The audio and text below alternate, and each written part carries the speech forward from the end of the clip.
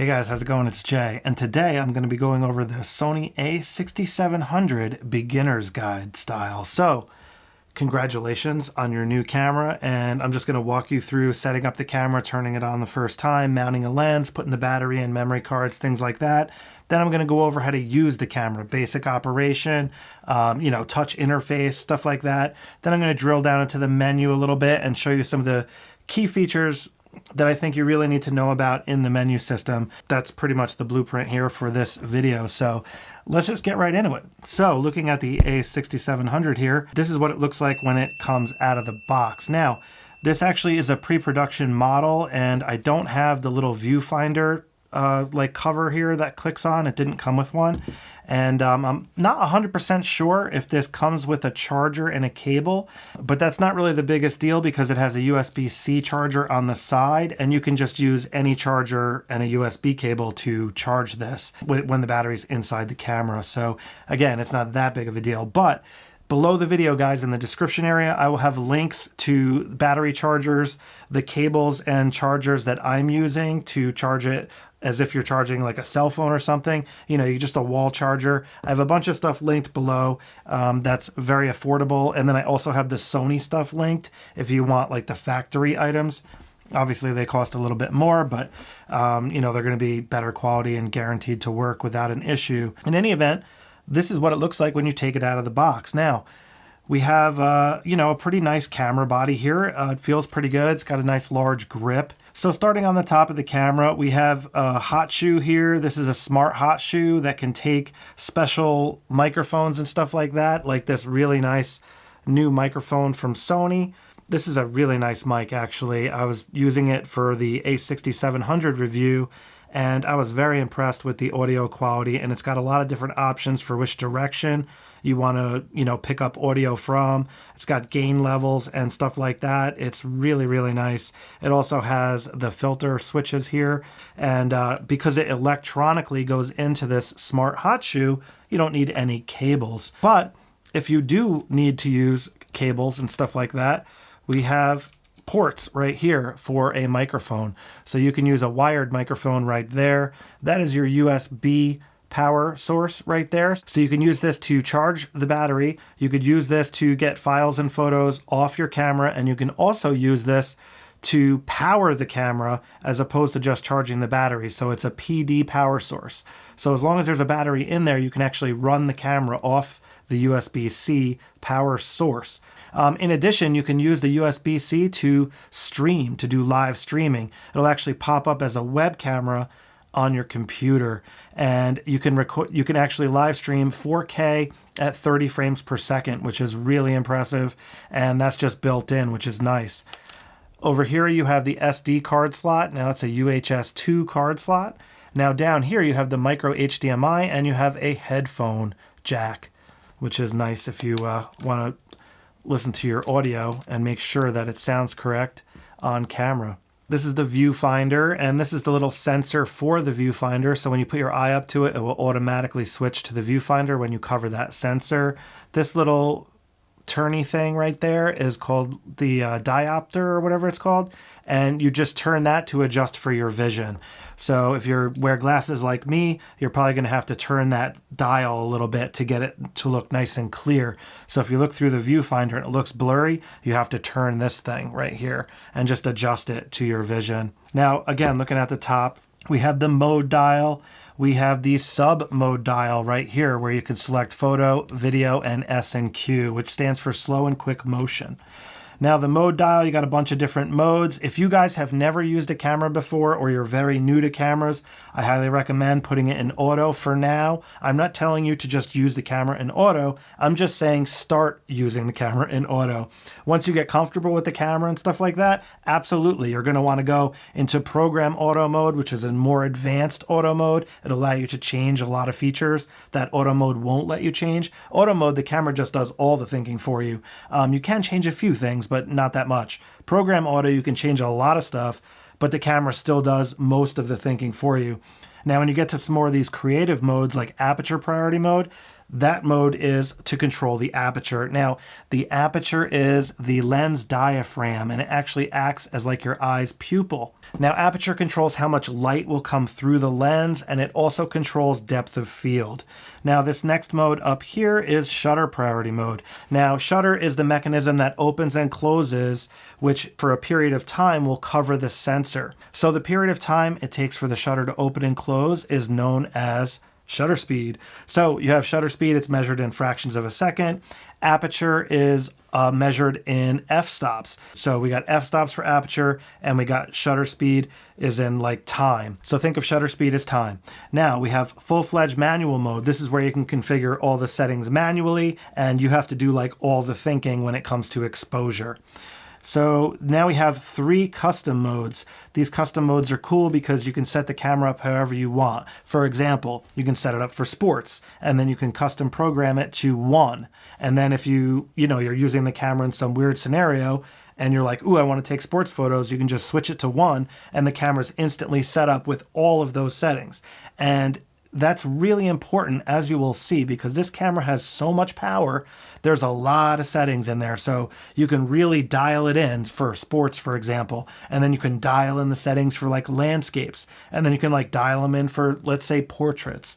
So you got custom 1, 2, and 3, sports, landscapes, portraits, and it's just a turnkey, quick access way to get to those settings. And like I said, so many settings in this camera, you're going to want to utilize those when you really start getting going. So I'm just going to put it back into auto for now.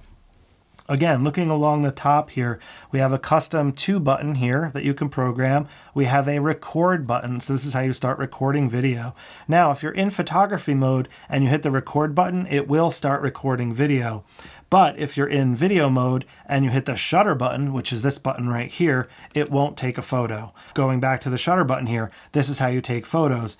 Now this is a 2-stage button, so when you press it lightly, that will activate the autofocus, and it'll autofocus for you. When you press the button all the way, it'll actually take the photo. And we have an on and off toggle here, so this is how you turn the camera on and off. We have another dial that's new on the front here. You can see here. And you can configure this to control aperture, shutter speed, a lot of different things. And there's another dial right here on the back. These dials have really good feedback, by the way. It looks like they made it a little bit harder to turn them, so there's going to be less accidental turns. Now we also have another dial here. So this will give you tri-navi navigation if you want. So you can set this dial up for like ISO, you could set this one up for shutter speed, and you can set this one up for aperture, just as an example, and that will give you tri-navi control at your fingertips, which is cool. Now this is a little speaker right here, and looking at the front here, we have these little microphones. So you have stereo mics right there. This over here is a AF illuminator, and it's also like a countdown timer where if you use countdown, it'll flash to let you know that the camera's counting down. But it'll also help you focus in extreme low light scenarios. This can actually project like a beam out, and it'll help the camera autofocus when it's struggling. We have a button here. This is the lens release button. I'll show you that again in a minute when we mount the lens. Now looking at this side, this is where the record button used to be, and now it's another custom button, which is really nice. And again, looking at the back here, and the function button will bring up a menu. I'll show you that when we turn the camera on. Now again, this dial here spins, but it also acts as a 4-way button pad. So you can press it in any direction here for these settings: ISO, display, exposure comp, and drive mode. Then we have the playback menu. This will bring into the playback menu. And then we have another custom 3 button, which is the garbage can by default. So when you're in playback mode, you can hit the garbage can to delete a photo or a video, for example. Now here is the LCD screen. It's really nice. It's got this swivel action going on. So if you have it this way, like this, it'll be aiming forward. So that's good for selfie mode. And when you have it aimed this way, you can close it, and now you have an armor mode here. So I really like having it set like this when I'm not using the screen. So this way the screen doesn't get accidentally scratched. Sometimes something will dislodge in your camera bag and it'll just rub against the screen or something like that. Devastating. So highly recommend always closing the screen like this when you're not using it. Now looking at the bottom of the camera, we have the 1/4-inch thread there for mounting tripod plates and stuff like that. And over here is the battery door. Now you have to slide that over to open it, and then it pops open. Now the battery's already in there, so let me just take it out and show you what that looks like. And this is keyed, so the battery goes in one way. It goes in like this. And it has that little blue lever there, which locks the battery in. So you could just push that out of the way, and the spring pops the battery up, like so. All right, guys, so we got to charge the battery up. So basically what you got to do is you just got to get a USB-C cable, like this one, and you just got to plug it into the wall charger and plug it into the USB-C port. Now, you will see that orange light up. That tells you that the battery is charging. I have links for all this stuff in the description below for cables, chargers, wall chargers, all that stuff. When the battery is fully charged, this light should go off. Now, on the side here, we got to put a memory card in there. So let me just open up that door. Now, this is the memory card that I'm using currently. I also use SanDisk's, the same exact thing. It's basically a V90 card, SD, and great value. It just depends on what's on sale. ProGrade, SanDisk, you know, they're both great cards. I'll have them linked below. So the memory card is going to go in like this, facing this way. And you just push that in, and it clicks. And to take it out, you could just push it again, and that pulls it out that little bit, and then you can grab it. I'm just going to put it back in there, like so. All right, so we got a memory card in there, and we also have the battery in there. So now we need to mount a lens. So let's just take this lens cap off. And here is the sensor. So this is the APS-C sensor. Those pins there are how the camera communicates with the lens. And this pin right here, you can see this little stainless steel pin moving. That is the lock pin that locks the lens on. So I got a lens right here. This is the 15mm f1.4G lens. Fantastic lens, by the way. And to mount that, you just have to line up the white dot on the lens to the white dot on the lens mount, which is right there. So you just marry those up like so, and then you twist and listen for the lock. And that's the lock. That is the lens pin right here that you can release by pressing this button. So to take the lens off, like the lens right now is locked. You can't take it off. Just press that button, and then the lens will release.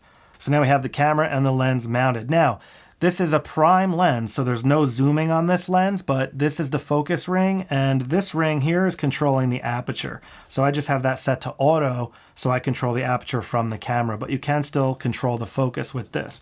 Now, some lenses have switches on them. This particular lens has an autofocus manual focus switch, and it also has this focus hold button, but it's custom programmable, but that's what it is by default. This lens also has a click and declick switch for the aperture. So if you want to do aperture throws, you can have it so it doesn't make any noise when you go through the aperture range. It's going to make a clicking sound. Hear that? So you can shut that off if you want. Now it's nice and smooth if you want to use the aperture, you know, for aperture throws and things like that. Now another lens option would be this 16 to 50mm. This lens is much larger, it's more expensive, but it's a zoom lens. So this lens you have to turn to zoom, as you can see here. So that's 55mm, that's 16mm. So just in case you guys are unaware and you've never used a zoom lens or a prime lens, you don't even know what that means, I just wanted to cover that really quick for those beginners out there. All right, so now we're going to turn this beast on. So what we're going to do is we're going to flip the switch right here, like so. And I'm just going to flip this up like that. All right, guys, so this is what we are presented with at first. So I'm going to select English, like so. And now it's letting us know that the biometric data. So what that means is you can actually program faces into the camera. You know, you could take a picture of your kid, for example, and then register that face. That's considered biometric data being stored on the camera. So they're giving you a warning about that. So now connecting to a smart device, it's trying to get you to do that right out of the gate. I'm going to skip that for now. I have a dedicated video on how to do that because it's a little bit complicated. It's not crazy, but it is a little bit. So I just made a video on that. I'll have that linked below. It's called the Creators app, Sony Creators app. So that's the video to watch for that. I'm just going to click Do Not Connect for now. And then it's just letting you know that you can connect a smart device at a later time. Now I got to set the date and time. So I'm in New York, so I'm going to select that. I'm going to select the English there. And by the way, I'm just hitting this center button here for the select. So when I say select, I'm just hitting this button. So it's currently August 12th and it's 4:16. So Let me go to August.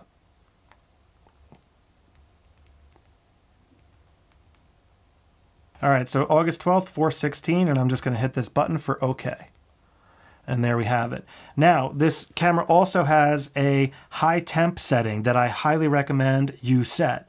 So it's asking you if you want to do that now, and I say yes, do it now. So set that, and it's just letting you know that the camera is going to get hot. And yes, the camera does get pretty darn hot if you're doing extended recording.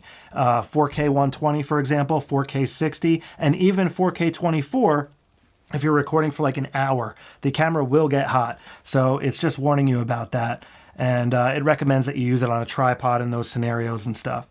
Now, this window here is telling you that the camera has these swipe functions, and it's just letting you know that if you swipe, you can get rid of them. So I'm just going to click OK. And here we have it. So now we're in full auto, and this is what the camera looks like. Now, if I swipe, those will go away, you see? And if I swipe back in, they will come back. Now, if I swipe up, that will bring up the function menu. Now, you can also get to the function menu by hitting the function button right here. Up here on the top left, the camera's going to show you what scene it thinks it's recognizing. So right now it's showing you like a picture of a candle because I'm aiming it down at the desk, so it's really dark. So it's thinking low light, you know, that's what that indicator is. It also, because the camera's not moving, it's showing you a little picture of like a tripod. So it looks like the camera's on a tripod, so it's just recognizing that as well. Up top, we have the memory card. So that's how many photos we can take. That's what's left on the memory card. If we switch to video mode, it'll tell us how much longer we can record for. It's telling us the camera's set for JPEG, 26 megapixel, full resolution. This is your autofocus mode. So it's set to autofocus auto, which is where you're going to really want it if you're a beginner, because that'll switch between autofocus continuous and autofocus single shot. Autofocus continuous is used for sports and moving subjects. Autofocus single is for subjects that aren't moving, like landscapes and stuff like that.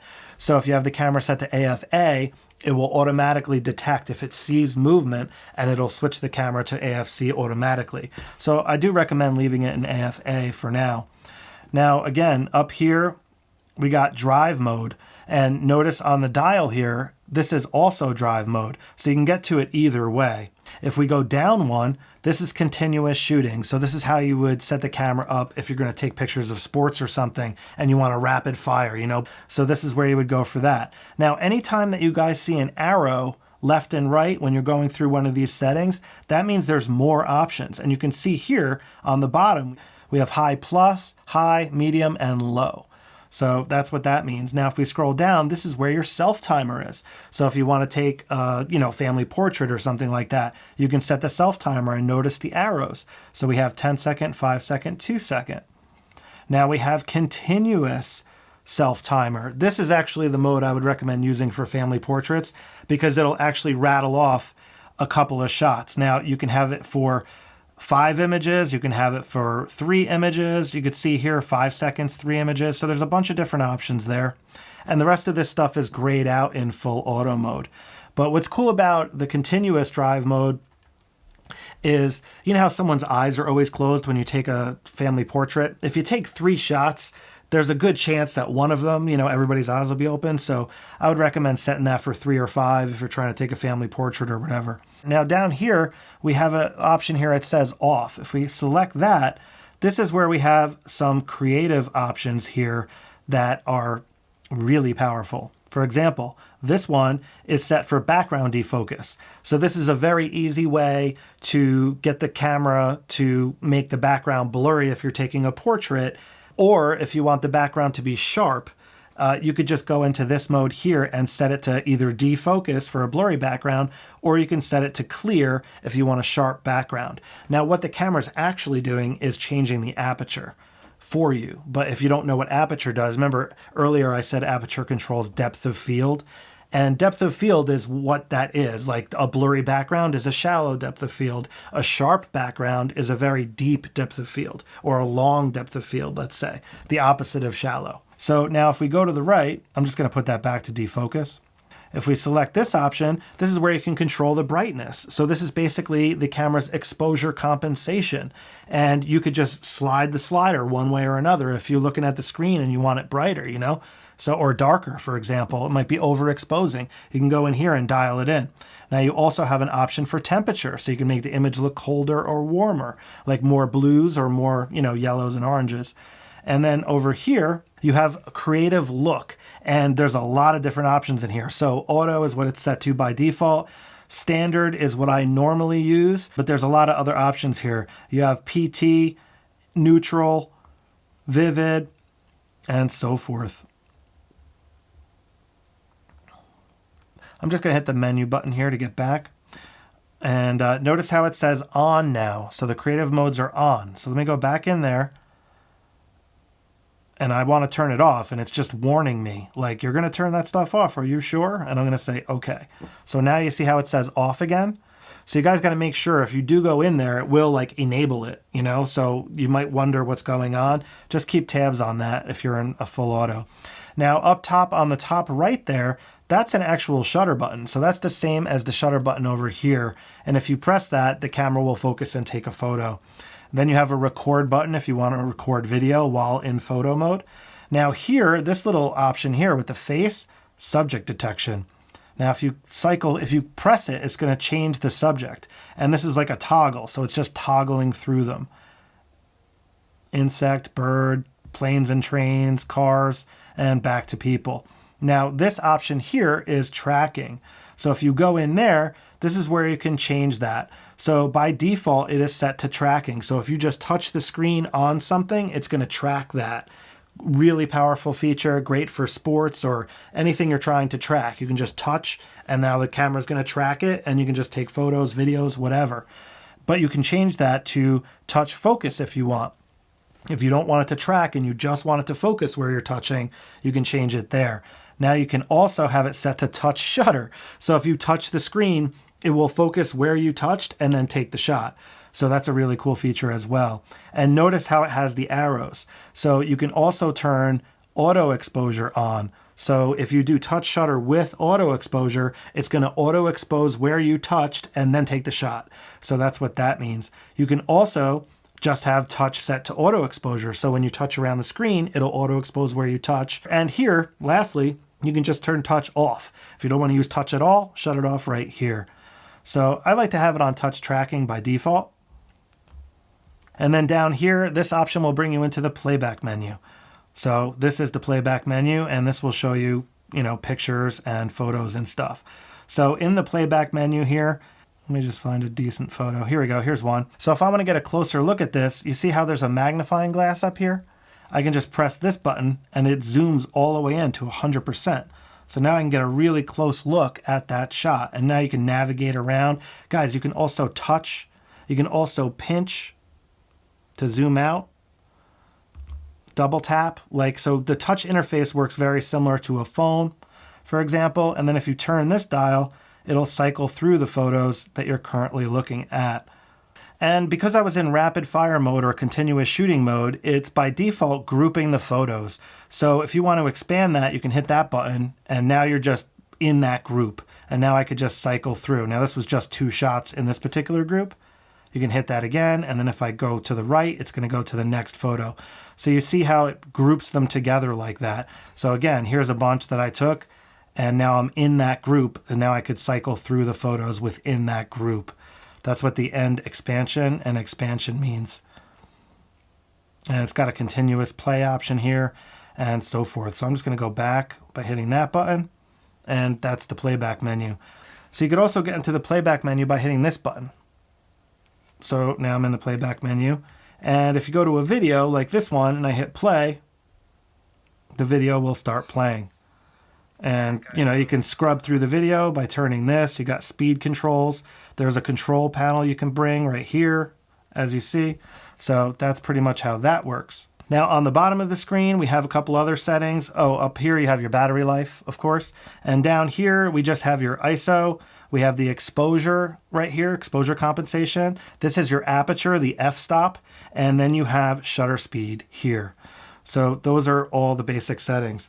All right, so by default, I have facial recognition on, so it's just focusing on the eye. You can see that little dot coming up on the eye of this little character. If I get a little closer, it'll be a little easier to see.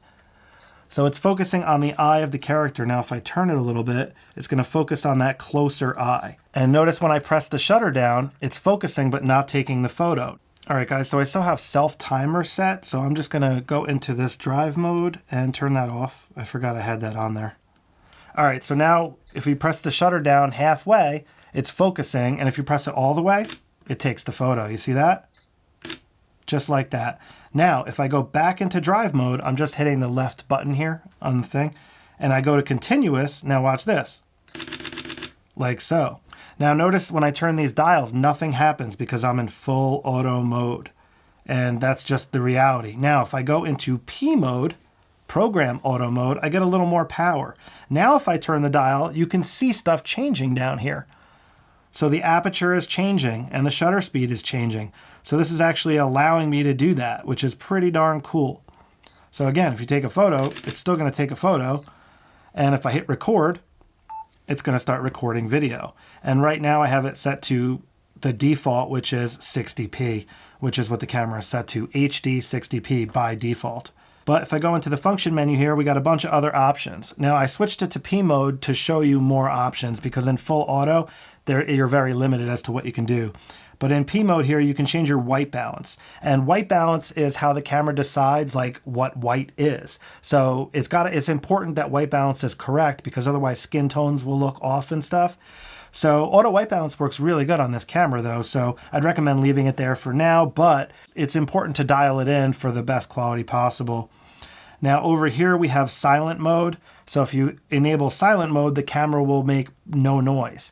And it switches to electronic shutter, just so you know. So it is turning off mechanical shutter for photography when you go into silent mode. But that's how you can make the camera silent if you need to. I'm actually still recording video. So back into the function menu. So let me just go up here. This is metering modes. So what metering modes do is decide and control how the camera exposes. So right now it's like averaging the whole scene pretty much, and that's what multi-mode does. It does put a little bit of emphasis on the center area, but this is center area. So this puts way more emphasis on the center area. Now this is spot focus, and you can change the size of it from standard to large, and this will just focus on a very small area as far as what to meter for. And by meter, what I mean is expose the image. So this is how the camera decides how to expose, like how bright or how dark the scene needs to be. Now this one here is entire screen average. This is very similar to multi, but it's a little bit different because it doesn't emphasize the center that little bit. And then now down here is one that I really wanted to show you because this is awesome if you need to expose for highlights. And this will make sure that your highlights don't blow out. So now the exposure should be mint on this. And that is the metering mode highlight tone priority. So it prioritizes the highlights to make sure that they don't blow out. It's a pretty cool feature. And again, I don't use it that often, but every once in a while I pull that card out because it's just a powerful tool. And that's how you got to look at this stuff, guys. You got to look at it as a tool that's helping you either take better video or take better photos or make your life easier, save you time, whatever the case may be. Of course, you could use full manual mode all the time and dial in every single setting for every single situation, but it adds time and everything else. So it's just, you know, you got to factor that stuff in. So I'm going to hit the function button again.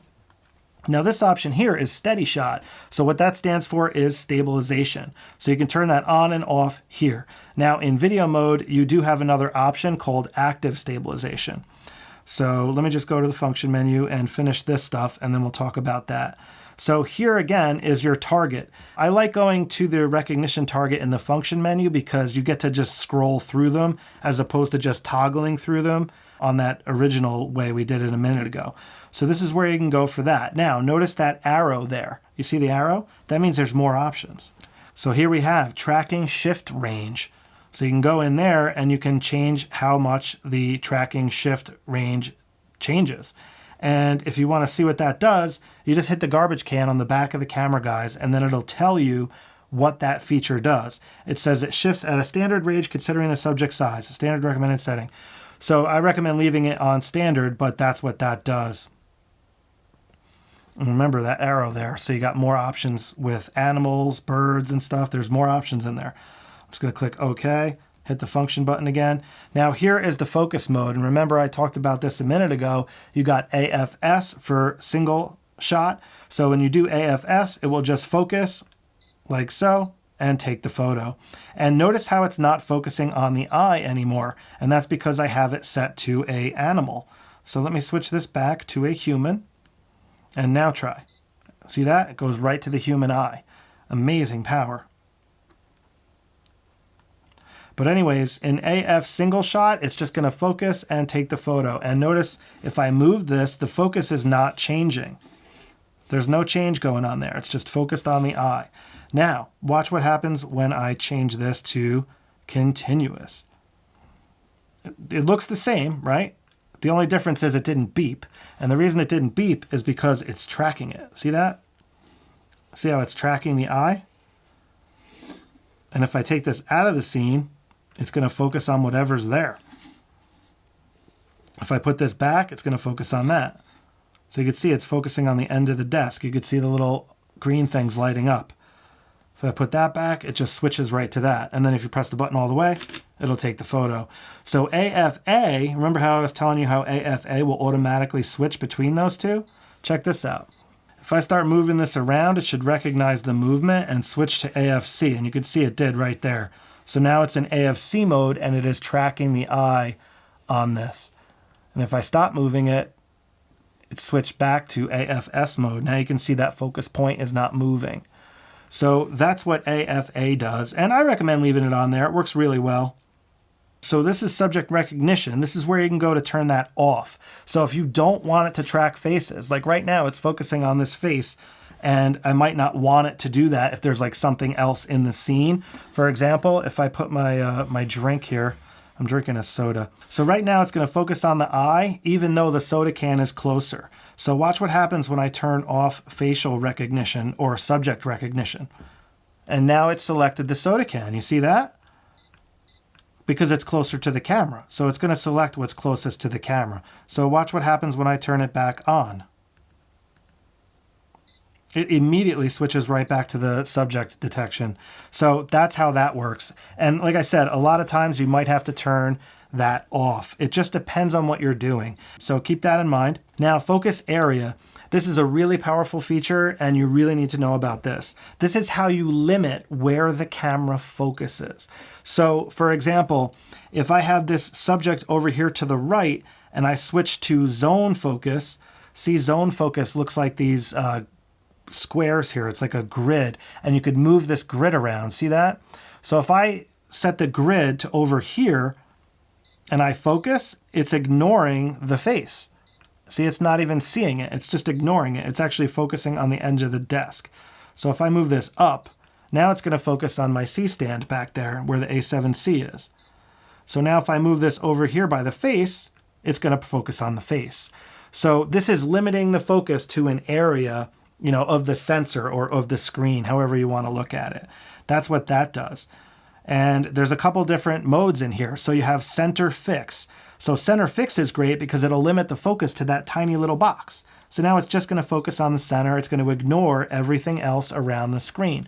So if I put this back in the center, it'll focus on it. See that? That's how that works. So if I go here, now this is a small spot that you could move around. And notice the arrows, guys. You know what that means? That means we can make it smaller or larger. So if I go to small, now we have this little tiny focus point and you can touch around to put it where you want. So if I put it right there, now the camera's going to focus on the C stand in the background. If I put it on the subject, it's going to focus on that. So again, it's just limiting the focus to that tiny little area. But what's cool about this one is you could move it wherever you want. The center one just stays in the center.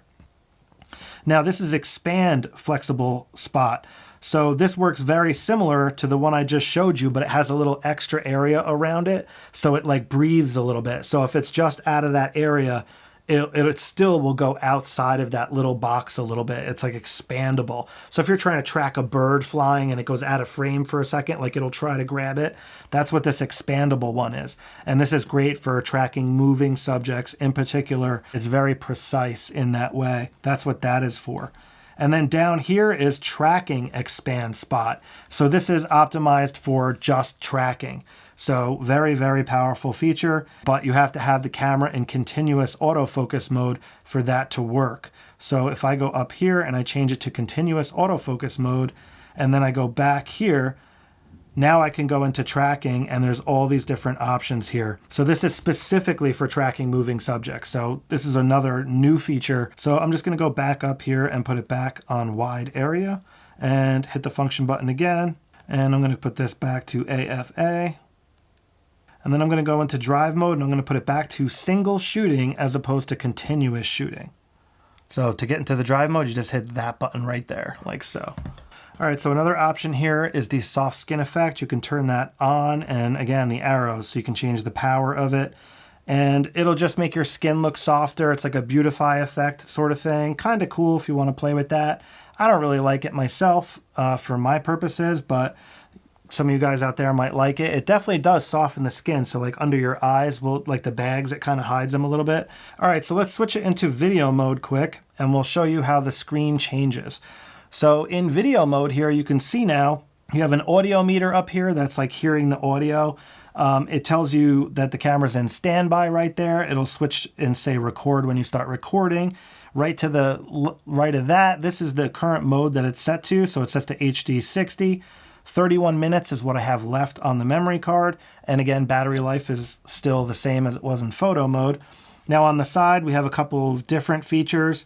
Actually, you know what? Let me just switch this like this. All right, so I just wanted to go over this because it's too hard to see the screen when I'm aiming forward.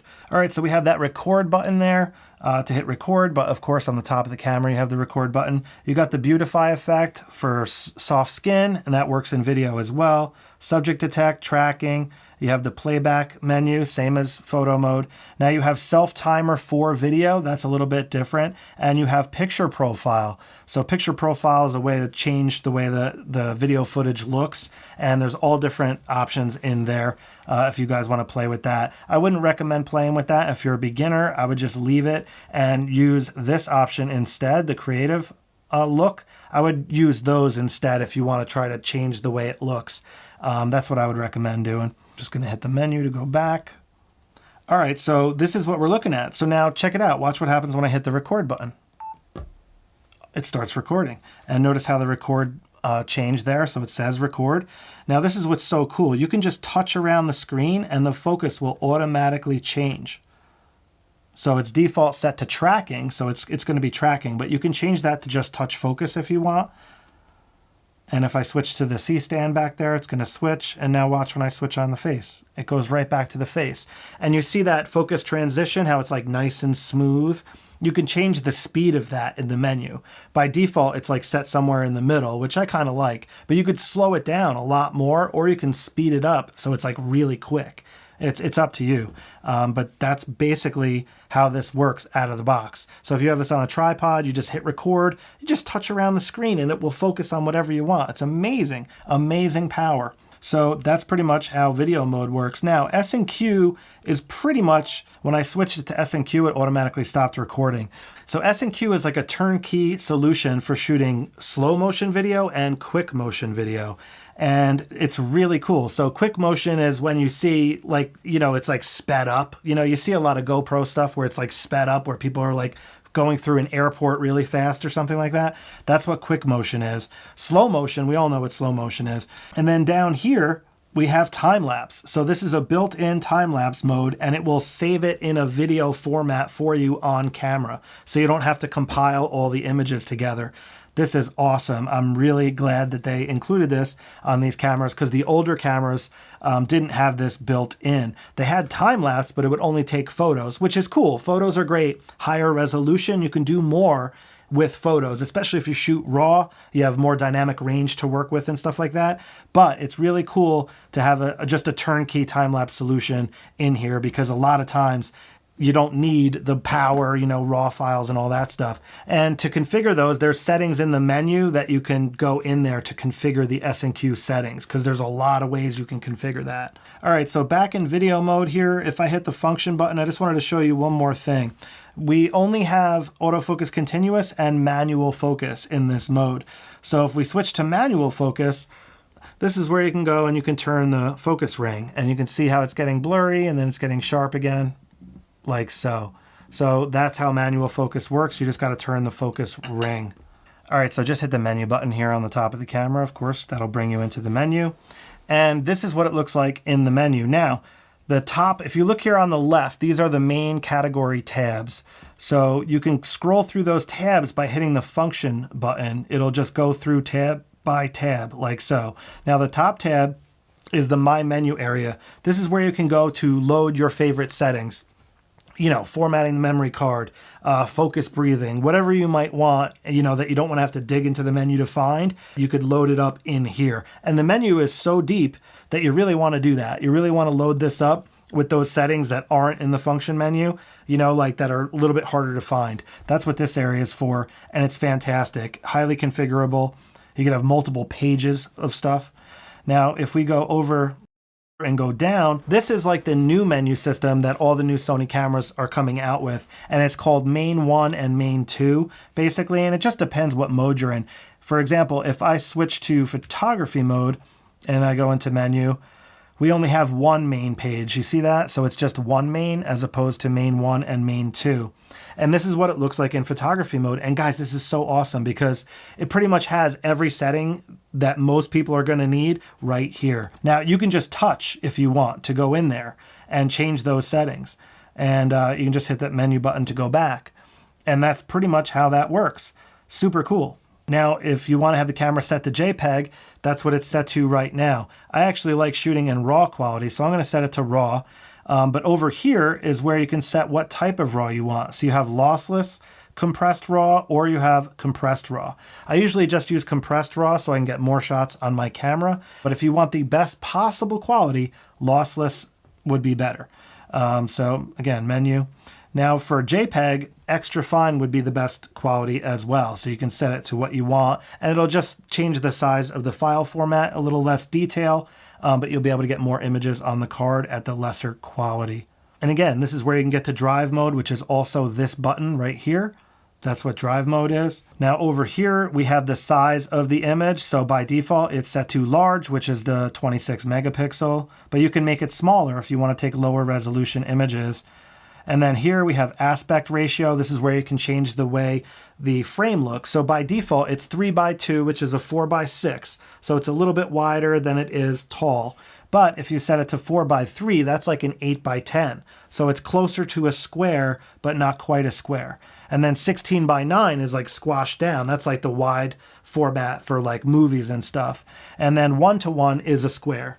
So if you're taking 1:1 shots, you can do that in camera if you want, or you can just crop it after the fact, which is what I do. So I always leave it at 3:2 myself. 3:2 is the actual shape of the sensor. So I'm just going to switch it back into video mode, and I'm going to go into menu here, and I want to show you what it looks like in video mode because you have Main 1 and Main 2. So again, up here is where the frame rates are. So here's all the different frame rates in HD. Now down here is where you can change the file format. So if you go in here, this is where you can set the camera to 4K, which is what I recommend using, by the way. So in here is 4K. Now HS is what I like to use. The SI is a larger format, so it's going to eat up, you know, the bandwidth is going to be higher. You're going to be able to record for less time, but I tend to use HS exclusively. Now to the right is the record setting. So this is your bit rate. So ultimately like the quality. So best quality possible would be 200 megabit, 42210 bit. Now, the reason why it's 200 megabit is because it's at 60p. So if I change it off 60p and go to 24p, for example, notice how it dropped down to 50. So you have to go back in here, and now I can go up to 100 meg, like so. And now I have it set to the best quality possible for 24p.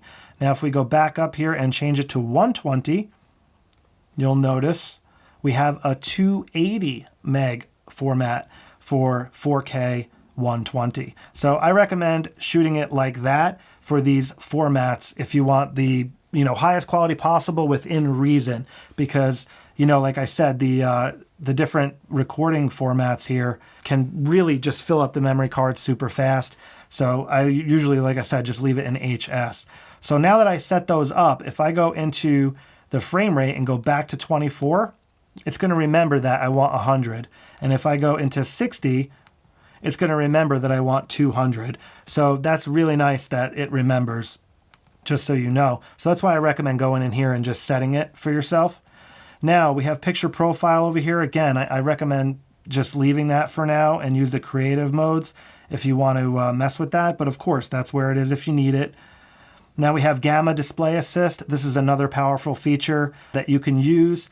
And it'll basically, if you're shooting in log format, S-Log3, for example, the image looks way flatter and it lacks a lot of contrast. So it's a little bit harder to judge the exposure and things like that. So you can turn Assist on and that will help you with that. It'll actually try to simulate the contrast a little bit for you.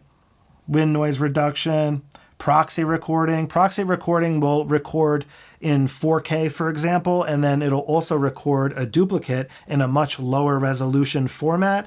For example, if you're doing 4K and your computer can't handle it, your editing software can create proxy media, and it's a lower resolution version that the computer can handle. So you can edit that lower res stuff, and then when you render your footage out, it'll actually do it with the 4K footage. So that's what proxy media is, in case you didn't know. And guys, if you have any questions as to what any of these features are, all you have to do is hit the garbage can and it'll explain it. You see how it has a question mark next to the garbage can? So just hit the garbage can button and it'll explain it. So now log shooting, which I was just talking about, this is where you would go to turn that on. So if I go in here, turn that on, it puts the camera into flexible ISO mode is what it's called. And by default, it's set to S-Gamut 3 Cine S-Log3, which is what I recommend using. Now you can also embed LUTs into this. So you can save a LUT to the SD card. And basically what a LUT is, it's like the log footage will be like edited already, like the contrast will look correct. So you can have a custom LUT loaded on the camera, which is awesome. So this is great, especially if you're like live streaming out, via HDMI and stuff like that. You could be doing it in S-Log theoretically, but it's really just more for visual so you can see better what your footage looks like while recording. Now this is an option to format the memory card right within the main menu. This is file settings. So you can go in here and you can change the name of the file. So you could, right now it's set to standard, but if you go in here and you set it to title, for example, you could then change the file name to like A6700_. And this way, when you import your photos and videos, they will have that A6700 in the file name. This is awesome if you're using multiple cameras. Like for me, I have the ZV-E10, I have the A6400, I have the A7C. So I have this stuff set up. So when I import the footage, it all is named. It just makes it easier. And that's what file naming does. I'm just going to click menu to get out of there. So before we had the main 1 and 2, it was a lot more work. You actually had to go down here into the deeper settings and scroll over and then go to like movie settings like this. And this is where you would go to set your movie settings and stuff. But because of that new main area, we don't really have to struggle as much. I really much prefer it. But again, this is where you can go for that. So you remember how I was telling you that in the menu there was a spot for S&Q? This is where it is. And notice the time lapse is right below it. So if you go in here, this is where you can set your S&Q frame rate settings. So this is how that works. So you could set it up for the record frame rate and then what you're actually outputting. So if I'm recording at 120, I could then output, 1 frame per second, for example, and that will give you 120 times quick motion. So that'll give you a really super fast quick motion. But if you do like 8 frames, it'll give you a 15 times quick motion. That's how that works. Now, if you go to 24, So now if you record in 24 frames per second and you have the frame rate set to 120, that'll give you 5 times slow motion. And that's just incredible. So this is what S&Q is for. Now, one downside of S&Q, you don't get audio, just so you know. And another thing, if you're not in 4K, if you're in HD, this goes all the way up to 240 on the A6700. So you can get 240 frames per second slow motion, which is unbelievable, but only in HD, not 4K. So I'm just going to hit menu to go back. I'm going to hit menu again. Oh, and down here, the record quality, again, I would put that up to 100 meg 10-bit. That's what I would recommend using. Now I'm just going to hit menu to go back. Time-lapse settings. Now this is where the time-lapse stuff is. So you got your frame rate again. So you got to pick your frame rate, interval time. So if I wanted to record a time-lapse, I would set it like this, for example. And, you know, for a 5-second movie recording, it's going to take 2 minutes. So the camera recording for 2 minutes will yield you 5 seconds. So that'll be that time lapse, you know, but that's how that works. So if you record for, you know, a half hour, you're going to get, you know, 30 seconds or whatever it's going to work out to. So that's what that does. Now, if I go back to menu. All right, guys, so scrolling down a little bit, we have lens compensation. This is where you can go to set the camera up to help, you know, fix lens flaws, for example. So shading comp will help with vignetting on the corners. Then you have chromatic aberration. That will fix like the red fringing and things like that.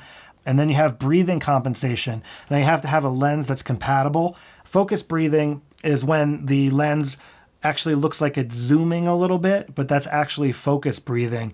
And it's just when the focus switches from the foreground to the background, on the edges, you'll see like a little bit of zooming, and that's called focus breathing.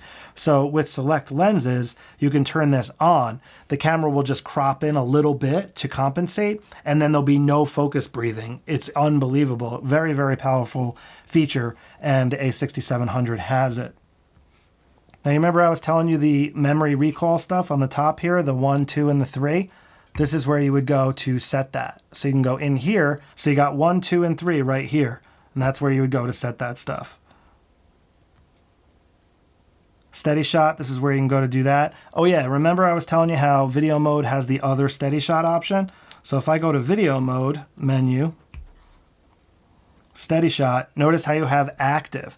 So active will crop in a little bit. It crops in like a decent amount, and it gives you extra stabilization. So it's a digital stabilization on top of the sensor stabilization and optical stabilization that your lens might have. So I recommend trying out active when recording video if you're walking around and stuff like that. If you're using a tripod, you definitely don't need it. In fact, you could turn stabilization off if you're on a tripod. So you can get more zoom range if you want by turning on clear image zoom. Pretty powerful feature here. That's what that is. It'll zoom in like an extra amount digitally if you want that feature. You do have to program a button for zoom because this camera doesn't have a zoom lever built in like some of the other cameras, like the ZV cameras have the zoom lever built in. And when you have clear image zoom, you could just use the lever and it'll go beyond what the lens can do. This camera doesn't have the lever, so you got to assign a custom button for this to work. But you can get some extra zoom, and it looks really good all the way up to about 1.5 times. It's like you really can't even tell. Beyond that, you can start to notice, but change the zoom speed, remote zoom speed. If you're using a power zoom lens, these are advanced features for that. Because remember, Sony makes power zoom lenses as well. Grid line, you can turn that on and off. That will just display a grid over the screen, which will help you, frame your shot, help keep it level. Another thing I forgot to tell you now that I think about it is the display button here. If you hit the display button, it will cycle through different screens. And this one here is showing the histogram. That's the auto leveler. So you can see the auto leveler changing when I tilt it like so. And this is back to the default. Also, if you guys need to change the ISO, now that I'm in a more advanced mode, if you hit this button, this is your ISO. And right now it's set to auto. But if you go over to the right, you can control your low and your high. And notice how it's stuck at 800 right now. And that's because I have the camera set to S-Log. So if I go into menu here, I have it set to flexible ISO. So let me turn that off. All right, so now if I hit the ISO button, see how it's not grayed out and see how it's on ISO 100 now? So S-Log will force the camera to a base ISO, it's called, and that's 800 for this particular camera, just so you know. So you really can't go below that when using flexible ISO. It's an advanced feature, but I just wanted to make you aware of that. So we got some audio recording levels and stuff like that in here. We got time codes, really advanced video type stuff, user bit data, stuff like that. Image stabilization, we already talked about. Zoom, grid type, marker display. You got self-timer. Now, auto framing. Auto framing is absolutely awesome. Basically what it does is it crops in on your face like automatically. And when you walk around, it just kind of follows you like a cameraman, as you can see here. And in here you can go and change your auto framing settings. And auto framing will basically zoom in on you, and then it'll like follow you around. If you're like, have the camera on a tripod and you're like walking around, it'll follow you like a cameraman. It's amazing. And highly recommend checking out that feature. The more I use it, the more I like it. All right, so color and tone, this is where you can go to manage your user LUTs and stuff like that. Again, it's more of an advanced feature. I just wanted to show you where that was because it's new. Zebra display will help you with exposure and stuff like that. Again, another advanced feature, but it's very helpful if you're shooting S-Log and you're trying to figure out proper exposure.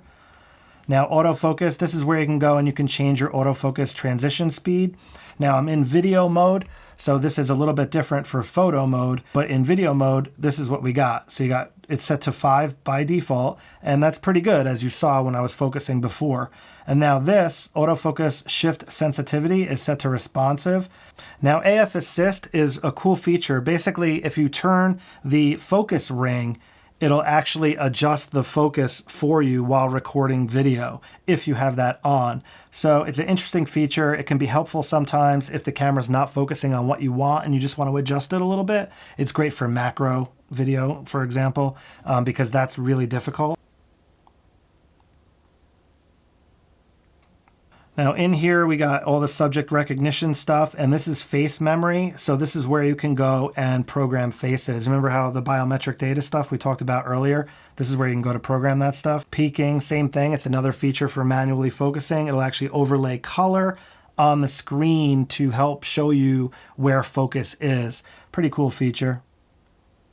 And this is your playback menu. This is where you can go and you can do some work with your images. You can delete, you can edit. Notice here how you can edit. So you can crop, you can rotate. Photo capture is for video footage. So this way you can extract a photo off your video footage. That's what photo capture does. I actually have a video tutorial on that, showing it in more detail if you want to check that out. Now viewing, this is where you can go to set your playback speed if you take time-lapse photos. So you can manipulate that stuff so it plays back properly on the camera. Now here's a bunch of network options. This is where you can go to set the smartphone up or smart device, whatever. And you can go in there and set that stuff up. Same thing with PC remote. If you want to control the camera from a computer via the USB-C, you can go in there and set that. This is where you can select photos or videos on the camera and then push it to a smart device. That's what all that stuff is for. USB streaming, this is where those settings are. You can set this to 4K 30, assuming you have enough bandwidth to handle that for live streaming. This is awesome. Now you can set the movie to record while streaming if you want as well. It's disabled by default though. Here's the Wi-Fi settings. You got SSID, stuff like that. Your bandwidth frequency, you can change this to 5G if you want. Bluetooth functions, this is where you can go to turn the Bluetooth stuff on. And you're going to have that turned on if you want to remote control it and you want to connect with a smart device. You can go in here to manage your paired Bluetooth devices. This is where you can set your language. Now NTSC and PAL, if you go in here, this will change your frame rate to either the North American standard, which is what I use where I live, 24 frames, 60 frames, 30 frames, 120 frames. PAL is going to give you 25 frames, 50, I think it's 50 frames, and then 100 frames. So it's a little bit different, the frame rates, PAL versus NTSC. If you live over in Europe, for example, those are all PAL regions. So if you buy a camera and you live in Europe, it's going to come set as PAL. So your frame rates are going to look different than mine. That's where this feature is if you need to change it. Now setting reset, this is what I did right before I started this video. You can initialize it right here and it'll blank the camera out to factory defaults. This will just reset the camera settings. So if you change some setting and you can't figure out what you did, but you don't want to initialize it, so you have to set the time and all that other stuff, you can just do camera settings reset there. Save and load settings. This is for memory card stuff, so you can save and load from a memory card. So if you have multiple cameras and you configure one of them, you can save the settings and then take the memory card out, put it in the other camera and load the settings, and then bam, you have two cameras set exactly the same. That's what that does. Awesome feature. Now here is your custom programming. Now this camera is so powerful that you can custom configure a lot of stuff. You have separate customization for photo, video, and playback. And you can also custom configure the function menu.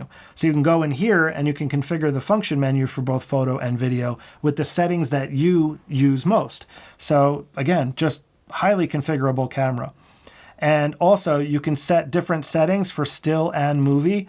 And I recommend enabling that because the problem is, if you want to record video and you go from video back to photo or photo to video, the settings carry over and you might not want that. Like for me, I normally don't want that. I want the settings to be different for photo and video. For example, white balance, things like that, metering modes, stuff like that, you might want set differently. So I always have this set like this. Now you don't have to do this. I'm just showing you how I like to have it. White balance. And focus mode, yes, focus mode especially. So I'm going to click OK. So now that's set up. Now display screen. So when you hit this display button up here, that's just showing you what options will show up when you hit the display button. So you can configure that if you want. Record with shutter, there's that option. Custom key dial set, that stands for these dials here. So you remember how I was telling you can have one set to aperture, shutter, and ISO. That's where those settings would be. You could change the way that they rotate. You can lock or unlock the wheel. Touch operation, this is where you can go to turn that on and off. Touch pad settings, it considers the screen a pad when you're using the viewfinder. So when you have your eye up to the viewfinder, you can use your thumb on the touch screen and actually use it as a pad. That's what that stands for. So you can go in there and you can configure that stuff. Screen reader is for visually impaired people. Great feature. Now in here, we got a couple of other options. Monitor brightness I wanted to show you because I use this all the time. So if you need to make the monitor brighter, go in here and set it to sunny weather. You see how much brighter it just got? It's so much easier to see the screen outside if you have it set to sunny weather. So I recommend setting it to that, or you can just dial it in here. You can raise it up or lower it down. Like if you're in a really, low light situation and you want to lower the brightness because the screen is like lighting your face up and you're trying to be like inconspicuous, you could like lower that here. But by default, that's where it's set. I'll just bump it up one. And then we have viewfinder brightness. That stands for the viewfinder. Viewfinder color temperature. Again, you can change that. We got display quality. I'm going to put that on high. Finder display, finder frame rate, standard or high. Now that's up to you. If you're doing high-speed moving subjects, you might want to have that set to high. So if you set it to high, that's going to be 120 frames per second, I believe is what it is. And it'll be a little bit more accurate, especially when tracking high-speed moving subjects. Now, monitor flip direction. Sometimes people complain when you're in selfie mode that it looks like backwards. This is where you can go and change that, like the mirror mode, like when you look in a mirror, you might be expecting to see what you see in a mirror as opposed to what the camera's recording. You can change that here. All right, guys, so auto review. When you take a photo and it pops up on the screen for like a couple of seconds before you go to take another photo, that's auto review. I have that turned off. I don't like that. But if you're expecting to take a photo and it automatically popping up on the screen, you have to turn that on. That's what this feature does, okay? And you can change the amount of time that it stays up there, but I prefer to hit the playback button and go into the playback menu if I want to look at the photos. All right, so auto power off. This is where you can, set this up so the camera will turn off in like 1 minute just to save, battery life. You can raise that up though if it's driving you crazy. I usually have it set to like 5 minutes or so. And they're both linked. That's fine. Auto power off temp I have set to high. We talked about that in the beginning. volume settings. You got different audio options here, audio signals. Audio signals, when you focus and it makes that beep sound, that's an audio signal. So if you don't want that, you can turn it off here. It's different from silent mode. Silent mode will cancel all the sounds out also, but audio signals is different, just so you know. All right, USB connection mode, that's fine. Just select when connect, you're good to go. USB power, it's on by default, that's good. HDMI resolution, auto is fine. Output settings, this is where you can go to set your HDMI output settings. HDMI info display is set to on. All right, so HDMI info display, what that means is if you have that on, when you plug in an HDMI cable, like the camera settings and stuff, like this stuff here is gonna show up on the screen on the HDMI output monitor if you have that on. So I always have that turned off because I don't want that on the monitor that I'm looking at. It depends on what you're doing. If you have a monitor on top of the camera, you might want to see those settings. But if you have a monitor like I have here, I don't want to see those settings. So I like having that turned off. Control from HDMI, that's on by default. Version, if you go into version, this will tell you what the version of the firmware is. So when there's firmware updates, this is where you would go to check that stuff, and software update and stuff will light up if you have a firmware on the memory card, a new firmware, for example. Serial display, privacy notice, and we're back to the main menu there. So let me just put the camera into manual mode to show the more advanced users how manual mode works. All right, so here we are in video mode, and I'm in full manual mode. So by default, if I turn this dial in the front, it's going to control the aperture, as you can see here. Now, if I turn this dial in the back, it's going to change the shutter speed. You can see the shutter speed changing there. See that?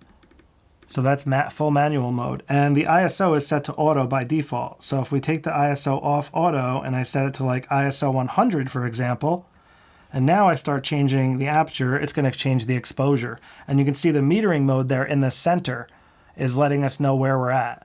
So if I change my shutter speed, you can see the metering mode going up. So now I'm at +2. I'm going to bring it back down, and now I'm back to 0. And that is basically how the camera works in manual mode. So you got aperture here, shutter speed here, and ISO is set as the button by default. Now you can make the dial ISO if you want to just turn it like that in the customization area. So that's pretty much what we're looking at, guys. So let me just show you one more thing about aperture. So you remember how I told you how aperture controls depth of field? So look, at f1.4, you can see how blurry the C-stand is back there. You see the blurry C-stand? And I'll show you here. Let me move the subject even closer. You can see it's even blurrier. Let me take a photo, hit play, and we'll zoom in. Just zoom out a little bit. Now look how blurry the background is. You see that? Some quality butter back there. All right, so now watch what happens when I stop it down. Let's stop it down to like F11. You could see on the screen how much sharper the C-stand is. You see that? So it's like distracting back there. You could like see it in detail. And now watch when I just lower the aperture back. You could see how that background just blurs away. So aperture also controls depth of field as well as the amount of light coming in. So notice how the ISO is set to 100 here. So watch what happens when I change the aperture, because when I'm stopping the lens down, the number goes higher. So I'm raising the f-stop. So watch the shutter speed now. You see how the shutter speed is slowing down? The higher I raise the aperture, the higher the f-stop, the longer the exposure needs to be. So now I'm at 1 full second. So if I want to take a photo at f11, 1 full second. You can see it took a long exposure there. So aperture also controls how much light is able to get through the lens, through that lens diaphragm. So, and then shutter speed, again, is going to indicate the shutter.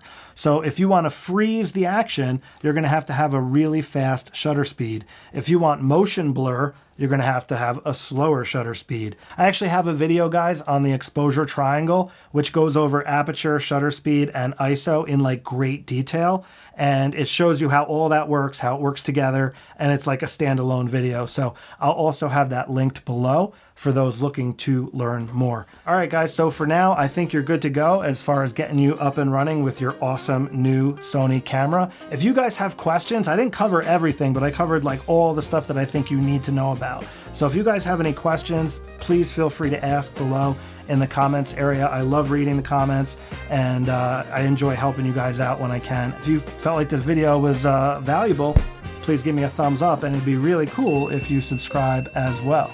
All right, I will catch up with you next time. Take care.